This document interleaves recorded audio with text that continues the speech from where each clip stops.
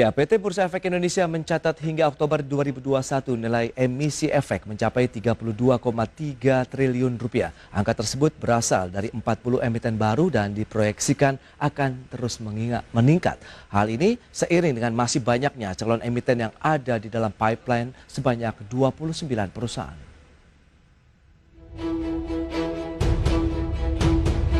Setelah lebih dari 1 tahun pandemi COVID-19 berdampak signifikan terhadap hampir seluruh aspek kehidupan masyarakat, perlahan-lahan kondisi ekonomi Indonesia mulai menunjukkan tanda pemulihan, tidak terkecuali industri pasar modal.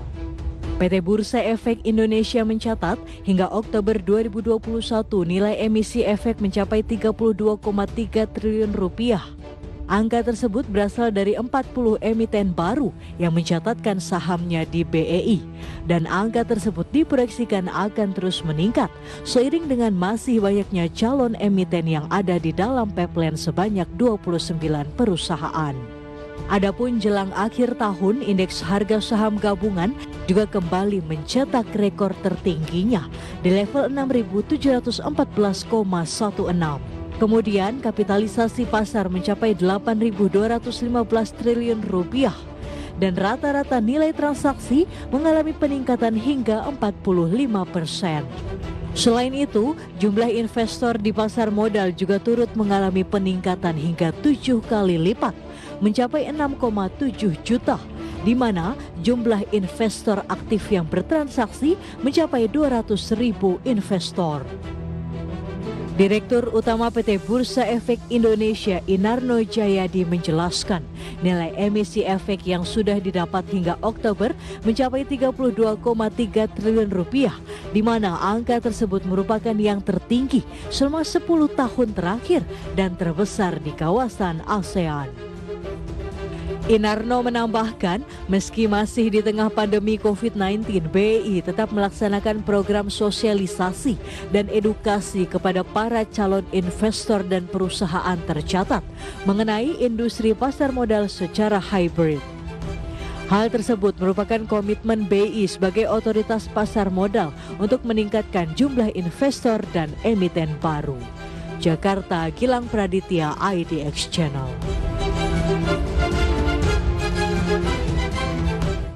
Baik pemirsa, untuk membahas tema menarik kita hari ini mengenai peluang dan manfaat IPO bagi perusahaan, kita sudah tersambung melalui Zoom bersama dengan Bapak Yongki Wijaya. Beliau adalah IPO Leader Ernst & Young atau EY Indonesia. Selamat pagi Pak Yongki.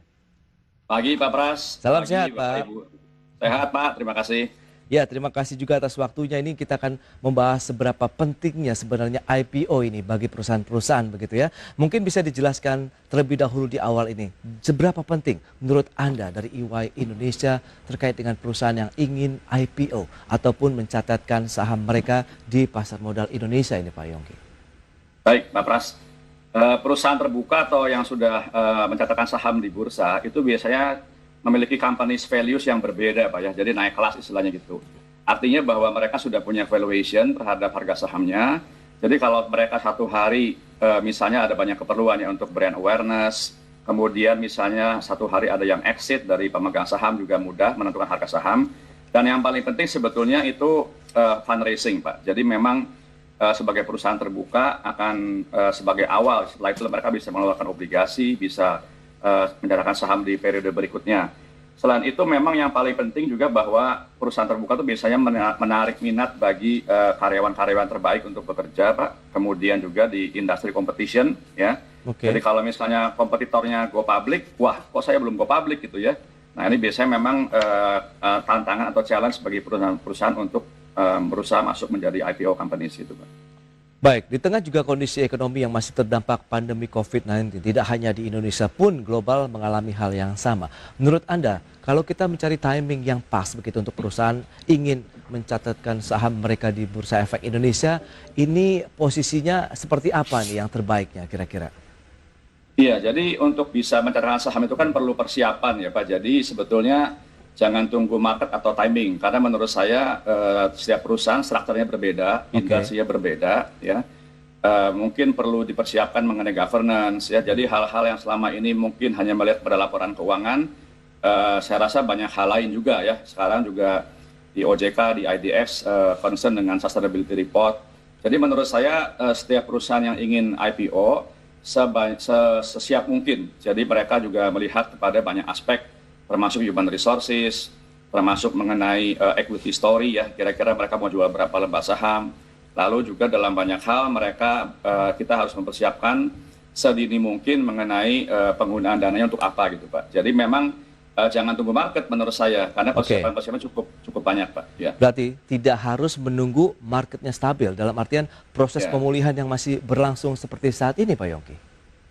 Iya Pak, karena kita lihat ya, meskipun ada COVID ya 2020, 2021, tadi disebutkan dalam slide juga, wah kita lumayan Pak. Jadi Indonesia ini menjadi salah satu negara yang jumlah emiten yang terdaftar di Bursa Efek itu paling banyak, lumayan banyak ya. Jadi kita sudah masuk kategori terbanyak Pak. Tadi sudah disebutkan juga fundraising-nya sudah 32,3 triliun. Betul. Jadi saya rasa Indonesia ini sepertinya seakan-akan Pak ya, meskipun ada COVID ya, tapi minat yang IPO lumayan banyak gitu Pak.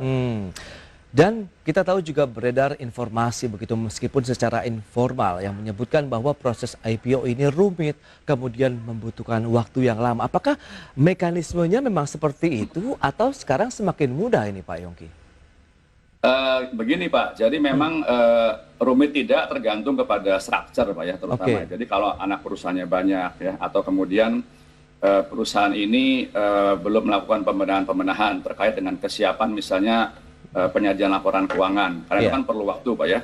Tapi dalam hal ini Bursa Efek Indonesia, saya kemarin juga mendengar dari Pak Nyoman, banyak memberikan fasilitasi ya, kemudahan, ada 5 pintu terbuka. Jadi artinya kemudahan-kemudahan itu misalnya termasuk perusahaan yang masih rugi gitu Pak ya. Jadi diperbolehkan juga untuk listing Pak. Jadi saya pikir tidak serumit yang dipikirkan, karena yang penting kita sudah tahu kira-kira tujuan IPO-nya mau apa gitu Pak. Tapi sejauh ini berdasarkan pengalaman dari EY sendiri Pak, apabila perusahaan-perusahaan yang IPO mungkin konsultasi juga dengan EY, apa sebenarnya keluhan yang mereka rasakan selama ini Pak? Begini Pak, jadi memang kalau perusahaan itu yang pernah kita bantu juga gitu Pak ya, mereka melihat bahwa dipikirnya hanya laporan keuangan gitu ya, tapi sebetulnya mereka perlu juga menyiapkan perangkat governance, jadi perlu ada komisaris independen, audit committee begitu ya.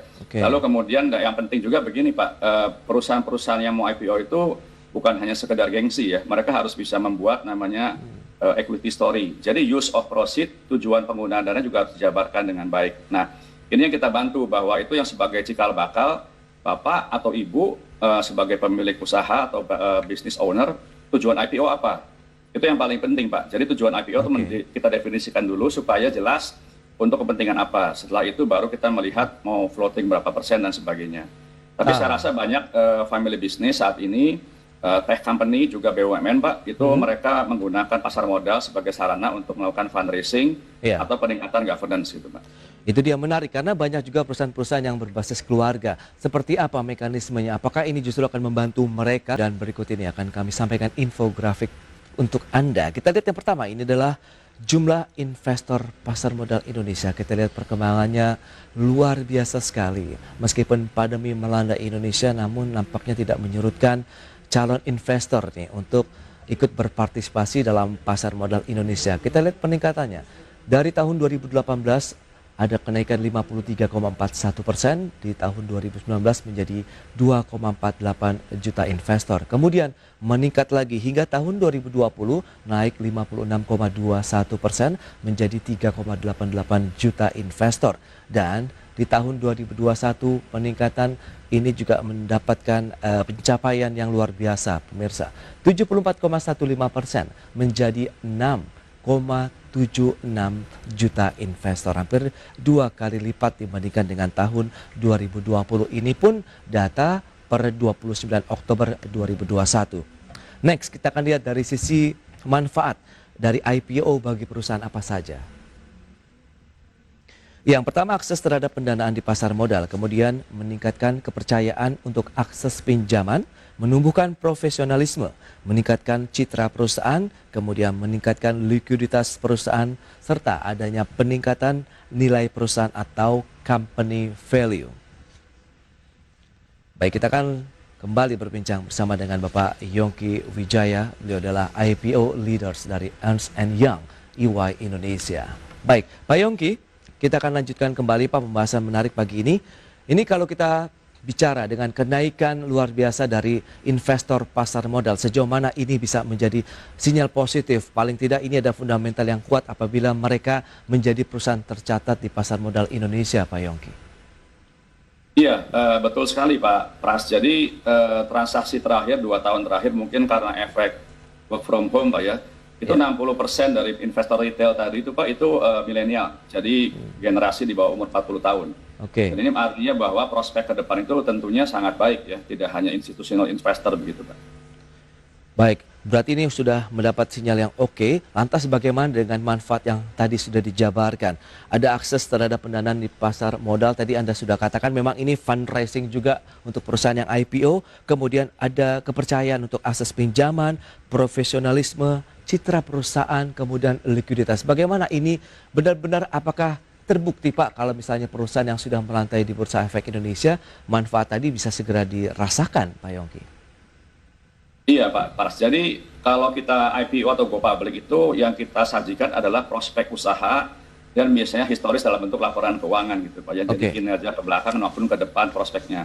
Jadi ini beda dengan misalnya mohon maaf pinjaman bank gitu ya yang menggunakan kolateral.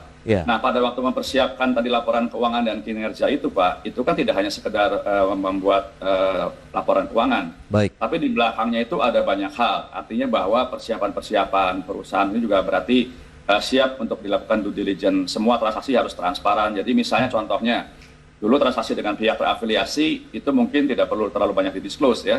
Kalau sudah jadi public company, transaksi hubungan istimewa harus didisclose, disampaikan gitu. Lalu yang penting memang Pak, jadi ada di setiap kita lihat ada komparatif terhadap misalnya market values, market cap, price earning ratio yang terbuka lebar di newspaper, di koran. Jadi kita kalau misalnya industrinya mining ya atau industrinya retail, itu ada teman-teman yang dulunya kompetitor juga kita tahu Pak, bisa kita lihat seperti apa. Nah itu memacu dari perusahaan-perusahaan dan manajemen supaya berbuat lebih baik Pak. Nah seperti itu Pak.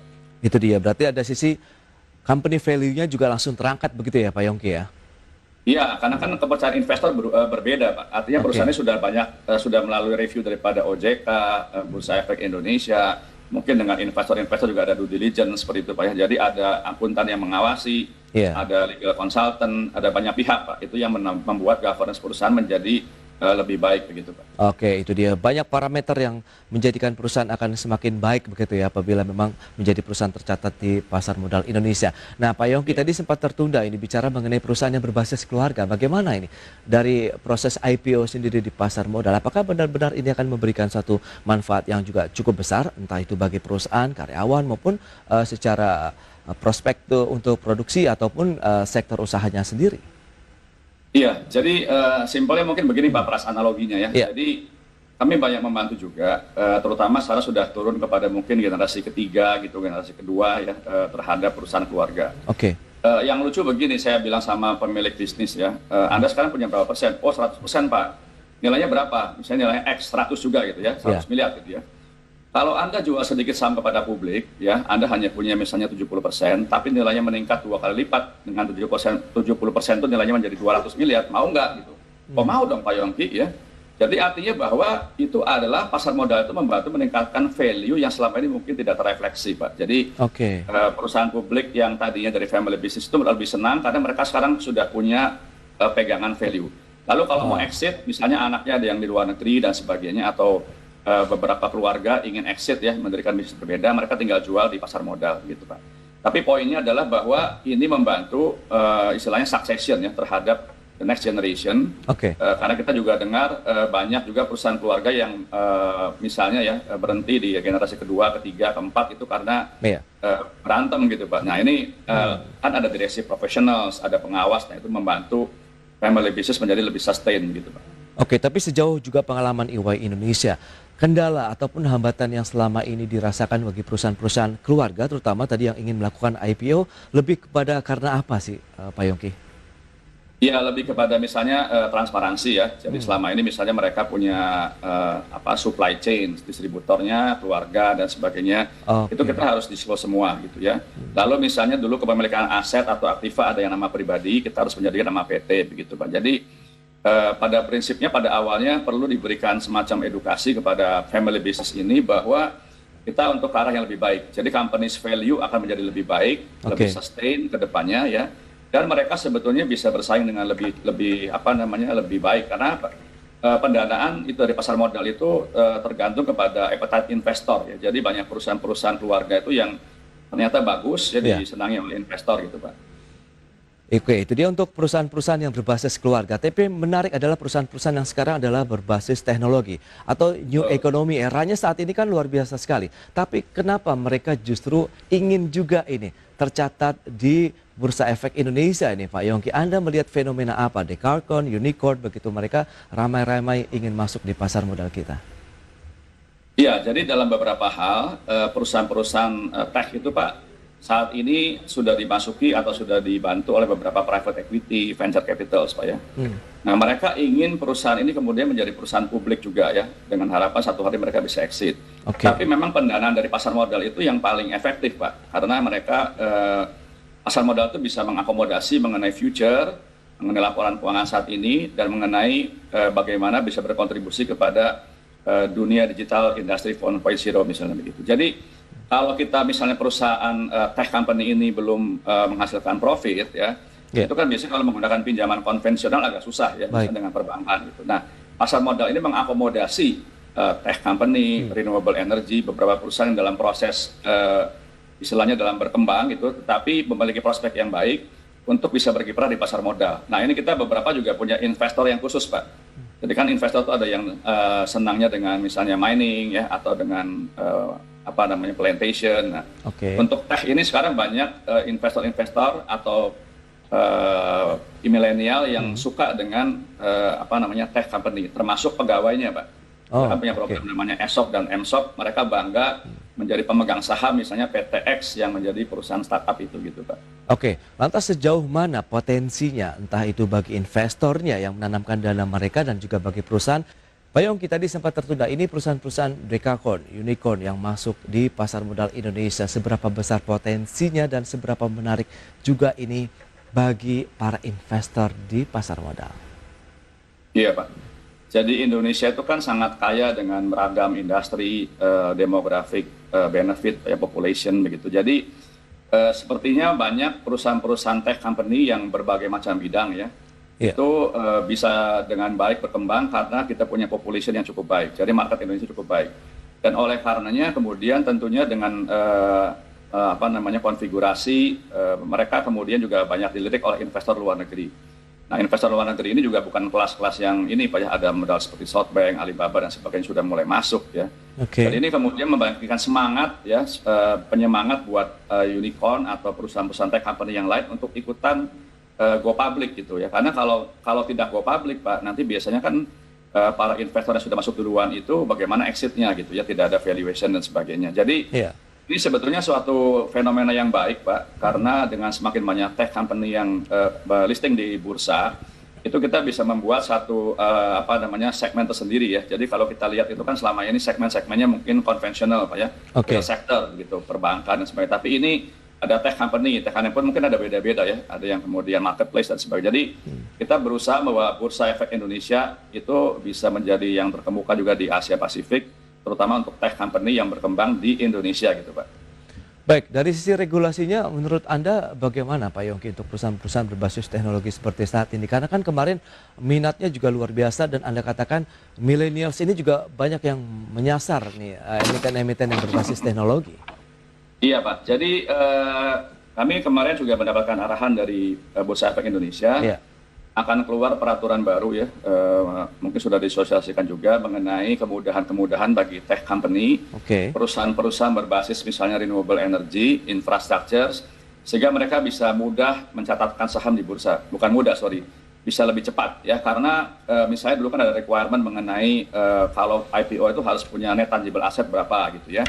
Nah sekarang ada 5 pintu yang dibuka oleh Bursa Efek Indonesia untuk memudahkan tech company ini go public, Pak. Jadi mencatatkan saham di bursa, termasuk mengenai kewajiban-kewajiban yang disyaratkan itu akan menjadi lebih mudah. Nah, nanti mungkin dari pihak Bursa Efek satu hari bisa Anda wawancara ya, untuk bisa menjelaskan kepada para calon tech company ini, startup, supaya mereka bisa berbondong-bondong, Pak, listing di Bursa Efek Indonesia. Baik, tapi sebenarnya kalau kita lihat dari sisi komponen ataupun parameter-parameter yang perlu disiapkan apabila perusahaan ingin melakukan IPO begitu di pasar modal itu apa saja? Apakah dari sektornya berbeda, kemudian dari jenis usahanya berbeda juga dari sisi persiapannya, atau semuanya rata nih, Pak Yongki? Iya, jadi yang biasa kami bantu, Pak ya, pertama kita minta mereka melakukan check up, Pak, seperti IPO readiness assessment ya. Nah, ini seperti orang mau ikut pertandingan lah gitu ya. Mereka kita suruh check up dulu, karena ada banyak hal tuh, misalnya perusahaan tech company didirikan oleh orang yang basisnya computer science atau marketing ya. Nah, ini kadang-kadang ada yang kurang paham mengenai regulation begitu ya. Nah, jadi dalam hal tertentu kita membuat semacam assessment. Oh, ternyata dari situ tertimbullah namanya gap analysis. Artinya mereka harus lebih siap, misalnya perlu memerlukan bantuan tambahan orang di bagian tertentu, misalnya gitu, Pak, di bagian legal, di bagian closing the book, begitu. Jadi memang tech company ini, startup ini beda-beda, Pak, backgroundnya gitu ya. Nah, mereka yang kemudian kita bantu untuk sarankan supaya dilengkapi ya timnya sebelum maju ke bursa, begitu, Pak. Oke, berarti dari struktur manajemen pun juga perlu ada yang dibenahi begitu, Pak Yongki? Iya, karena kan ada persyaratan tertentu, Pak ya, termasuk mengenai kelengkapan perangkat organisasi. Jadi harus ada komisaris independen. Lalu ada beberapa. Jadi memang sebetulnya itu bisa berjalan sesuai dengan waktunya. Makanya modelnya tech company kan maunya gerak cepat. Itu dia, Pak. Gerak cepat, maunya begini-begini, lihat tetangganya sudah mulai IPO, wah, agak panas gitu ya. Tapi jangan lupa, karena kan tetap kita ada evaluasi dari OJK, dari Bursa Efek yang membantu sebetulnya supaya mereka ini lebih siap. Jadi saya rasa siapapun yang mau IPO dari tech company ini tentunya harus punya perangkat organisasi ya, sistem yang lebih baik. Nah, yang terutama juga sekarang yang lebih diutamakan juga mengenai governance gitu, Pak ya. Jadi itu yang saya rasa menjadi modal juga gitu, Pak ya. Oke, lantas bagaimana dengan peran EY Indonesia sendiri nih dalam proses mungkin konsultasi, pendampingan bagi perusahaan-perusahaan yang ingin melantai di Bursa Efek Indonesia? Iya, jadi kami dan juga mungkin teman-teman dari kantor akuntan lain, juga konsultan lain selalu membantu perusahaan yang siap untuk IPO, Pak. Jadi mulai persiapannya bukan hanya sekedar 6 bulan, Pak ya, ada yang bahkan setahun di muka. Kan seperti saya bilang tadi, perlu ditentukan dulu tujuan IPO untuk apa, supaya kemudian mereka bisa punya basis equity story yang baik. Nah, kami dengan Bursa Efek Indonesia juga banyak melakukan sosialisasi, ya, termasuk melakukan seminar-seminar untuk memberikan sosialisasi mengenai perbaikan-perbaikan di pasar modal. Kemudian juga dalam banyak hal dengan OJK misalnya kami juga membantu untuk mensosialisasikan mengenai anti bribery law. Itu ada ISO-nya, Pak, ISO 37001. Jadi kita juga berusaha agar masyarakat Indonesia dan pelaku pasar modal itu memiliki persiapan yang lebih baik ke depannya ya. Dan tentunya kami ya kalau diperlukan sesuai dengan kemampuan kami, kita akan bantu para calon emiten gitu, Pak. Oke, berarti memang nanti investor akan tinggal menerima saja bahwa perusahaan-perusahaan yang melantai di Bursa Efek Indonesia adalah perusahaan-perusahaan yang terbaik dari sisi governance, kemudian dari manajemennya, kemudian dari jenis usahanya begitu, Pak?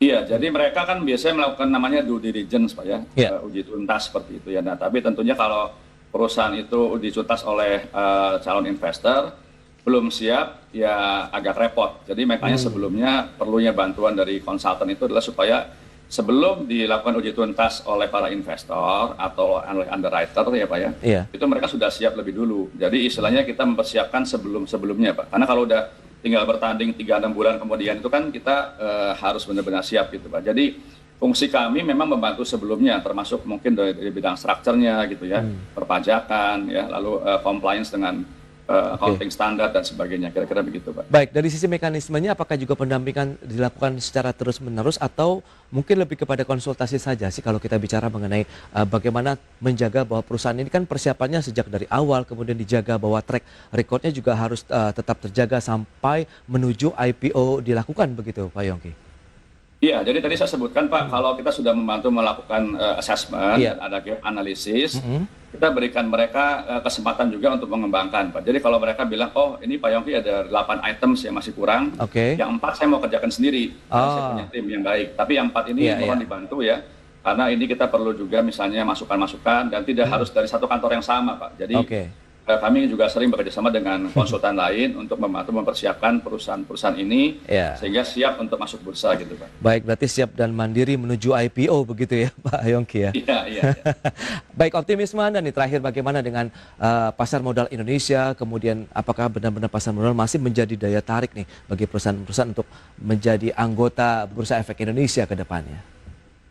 Iya Pak, Pak. Jadi kami juga dihubungi juga oleh misalnya BUMN Pak ya. Jadi mungkin ke depan ini kan tidak hanya tech company Ya. atau industri-industri yang baru seperti renewable energy ya, tapi juga BUMN. Oke. Jadi BUMN juga kemudian memang ada beberapa yang diminta melakukan privatisasi ya, Oke. karena mereka punya prospek yang baik ya. Dan tentunya ini akan semakin meramaikan dunia pasar modal kita, terutama yang listing ya. Sekarang sudah sekitar 700. Tadi disebutkan ada 29 yang masih pipeline. Kemarin kita ada semacam seminar untuk IPO Masterclass, itu dihadiri oleh kurang lebih 50 companies Pak. Jadi Oke. tahun 2022 kayaknya agak optimis juga nih, Bursa Efek akan semakin ramai Pak. Baik, ini juga menjadi pertanyaan saya pribadi mungkin. Kalau yang dinantikan dari perusahaan-perusahaan yang ingin melantai, sebenarnya informasi apa sih Pak Yongki? Apakah dari sisi regulasinya, kemudian apakah ada batasan-batasannya, sehingga ini kan menjadi satu bahan persiapan juga apabila mereka ingin melantai di Bursa Efek Indonesia, atau setelah tahu bahwa prosedurnya seperti ini, mereka ada nggak sih yang mungkin akhirnya mundur teratur begitu Pak Yongki? Mungkin bukan mundur Pak Pras, jadi menunda. Jadi memang Oke. dalam banyak hal ini kan ada perlu ada apa namanya semacam rekonsiliasi ya. Baik. Jadi memang kalau dari segi calon emiten atau perusahaan yang akan go public itu memang persiapan menjadi fundamental issues ya. Oke. Dan tentunya kemudian kalau dari regulator Bursa Efek dan OJK Iya. itu saya yakin sudah banyak memberikan semacam fasilitasi Pak kepada para perusahaan yang ingin IPO gitu ya. Tadi saya sudah sebutkan ada 5 pintu yang akan dibuka ya, termasuk kemudahan-kemudahan dari segi Iya. parameter rasio, financial asset dan sebagainya Pak. Tapi dari segi si investor sendiri Pak, itu memang berguna karena ada banyak opsi ya. Jadi kalau saya menjadi investor pasar modal itu, Oke. saya punya banyak pilihan kita mau invest di mana kira-kira seperti itu. Dan itu yang membantu memberikan semacam social controls ya. Karena kan mereka ingin bahwa saham yang dibeli itu harus bagus dong. Jadi Betul. mereka ingin bahwa bagaimana perkembangannya. Nah itu banyak pertanyaan, apalagi sekarang banyak sosial media yang menanyakan company A, company B, bagaimana nih ya kira-kira perkembangan ke depannya. Nah itu membantu meningkatkan gairah pasar modal secara keseluruhan Pak. Oke, ini perusahaan-perusahaan banyak yang langsung menghubungi EY sendiri, atau sebenarnya EY juga membuka mungkin semacam hotline begitu bahwa konsultasi bisa dilakukan? Iya, kalau kami sebetulnya melalui Bursa Efek juga bekerja sama Pak. Jadi tentunya kami sama dengan konsultan akuntan lain, kita siap kalau didatangi gitu. Tapi kita tidak boleh promosi Pak. Oh, Kita pernah promosi bahwa kita bisa ini, bisa itu gitu Betul. ya.